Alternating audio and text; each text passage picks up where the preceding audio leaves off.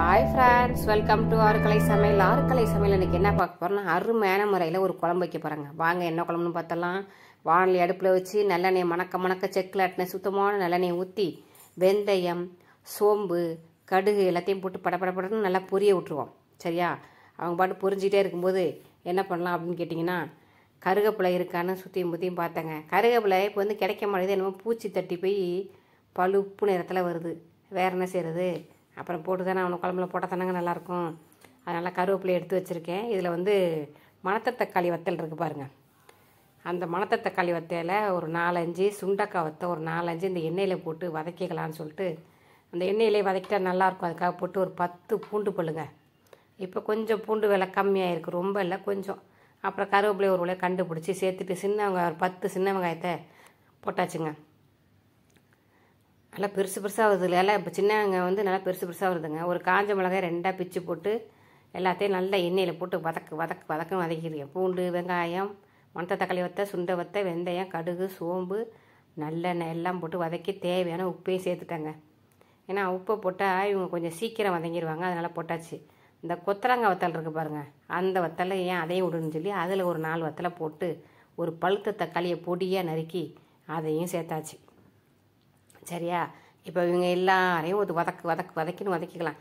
Daily எந்திரிச்சு காலையில் எந்திரிச்சோன்னு என்ன சட்னி வைக்கிறது, மத்தியானம் என்ன குழம்பு வைக்கிறது, அப்புறம் நைட்டுக்கு என்ன சட்னி வைக்கிறது, எப்பப்பா இந்த லேடிஸுங்களுக்கு ஒரு பெரிய பிரச்சனையாக இருக்குது. அதனால் கைக்கு கிடைக்கிறத அள்ளி போட்டு வைப்போன்னு இன்றைக்கி முடிவு பண்ணிட்டாங்க. அதனால் இருக்கிறதெல்லாம் அள்ளி போட்டு வதக்குன்னு வதக்கிட்டு இருக்கேன் பாருங்கள். அப்புறம் மஞ்சாத்தூள் சேர்த்துக்கலான்னு மஞ்சாத்தூள், குழம்புக்கு தேவையான மல்லித்தூள், காரசாரமாக இருக்கிறதுக்காக மிளகாய்த்தூள். இந்த குழம்புல மட்டும் புளிப்பு, காரம், உப்பு கரெக்டாக சேர்த்துட்டோம்னு வச்சுங்க, அளவா குழம்போட சுவையும் டேஸ்ட்டும் வேறு லெவல். கொஞ்சமாக தண்ணி சேர்த்துக்கலாம். அந்த மசாலா பிடிக்குது பாருங்கள் அடுப்பில், அதனால் கொஞ்சமாக தண்ணியை சேர்த்துட்டு அவங்கள கலர்னு கொஞ்சம் கிளறிக்கிட்டோம்னா அவங்க எண்ணெய் பிரிஞ்சு வெளியில் வந்துடுவாங்க. அதுக்கப்புறம் நம்ம தண்ணியாக கரைச்சி வச்சுக்குவாங்க புளி, அவங்கள சேர்த்து விட்டுலாம். அதுக்கப்புறம் சேர்த்து விட்டு தேவைப்பட்டால் தண்ணி நம்மளுக்கு குழம்பு எந்த அளவுக்கு தேவையோ அந்த அளவுக்கு தண்ணியை சேர்த்துக்கலாம். ஓகேவா? இல்லை நம்மளுக்கு இந்த அளவுக்கு போதும் அப்படின்னா அவங்க நல்லா கலர்னு மசாலாலாம் ஒன்று போல் கிளறி விட்டு வச்சிடலாம். ஓகேவா? எனக்கு இந்த அளவுக்கு போதும், தண்ணியெல்லாம் சேர்த்தாச்சு அப்படிங்கிறனால கிளறி மட்டும் விட்டுக்கலான்னு கிளறிக்கிட்டு இருக்கேங்க. பார்க்கவே நல்லா இருக்குல்ல, வாசனை பயங்கரமாக இருந்துச்சு, டேஸ்ட்டு.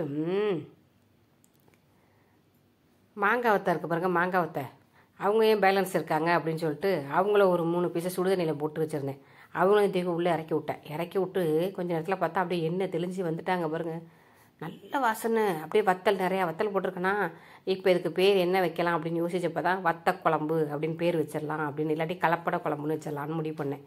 ஆனால் என்ன குழம்பு வைக்கனே தெரில, பேர் டேஸ்ட்டு எல்லாமே சூப்பர். அதனால் என்ன வைக்கிறேன்னு யோசித்து வத்த குழம்புன்னு பேர் வச்சிடலான்ட்டு லாஸ்ட்டில் ஒரு பிஞ்சு வெள்ளம் இருக்குல்ல, வெள்ளத்தை போட்டு கருவேப்பிலையை போட்டு இறக்கி வச்சா கம்மன்னு வாசனையோட வத்த குழம்பு ரெடி. ஓகே.